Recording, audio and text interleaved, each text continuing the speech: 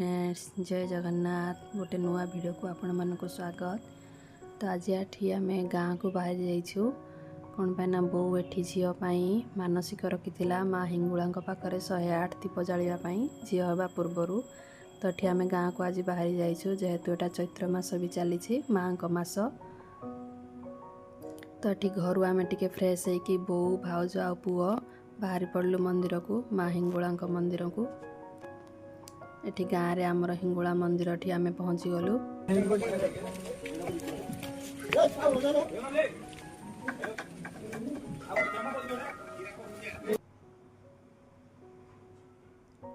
एठी आमे डेरी न करी सबु दीप सजाड़िबारे लागी पड़लु कौन पाइना संध्या सुधा हमको सबु दीप को रेडी करके रखिबार थिला। तो एठी बोऊ भाउज सबु मिसी आमे दीप सबु सजाड़ नैथिलु।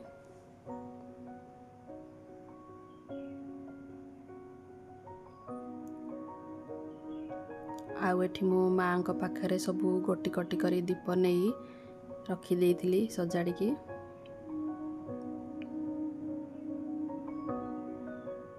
समस्ते मिलीमिशिकी कामटी कले अति सहजरे भी हो जाए थाए। आ एठी माँ मंगला भी अछंती तांको पाखरे भी दीप नहीं के रखी देइथिलु। आ सबू दीप को आमे संध्या सुधा रेडी कर देइथिलु माँ को पाखरे।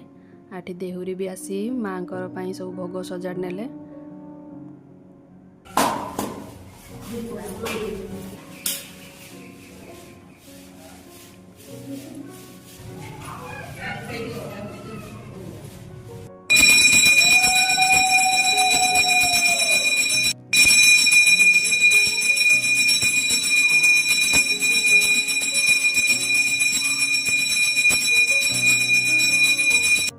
जेजे बापा भी आसिकी पहुँच जाइथिले भाई तांको नेकी आसिले।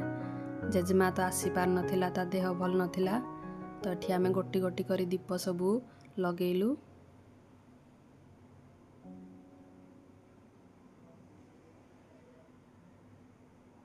संध्या सुधा आमर सबू दीप भी सबू आमे मिसिकी लगे देइथिलु।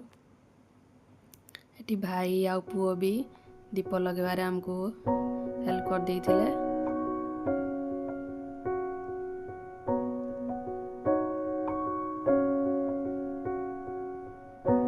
माँ को पाखरे सबू दीप को आमे लगे देइथिलु एठी।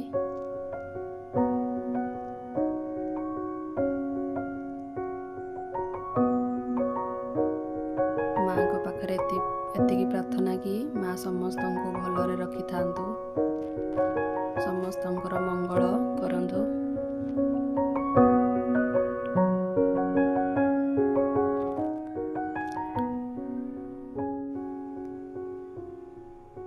तापर एठी सबू भोग को सजाड़ नैथिलु समस्त को बांटीबा पई।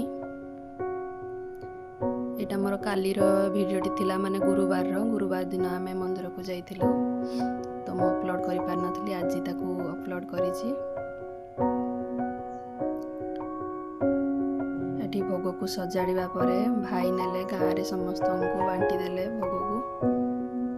तापरे देहुरी आसी माँ को आनी हमको सब झाड़ी नैथिले। बहुत भल भी फील होता है माँ को पाखु आसिकी।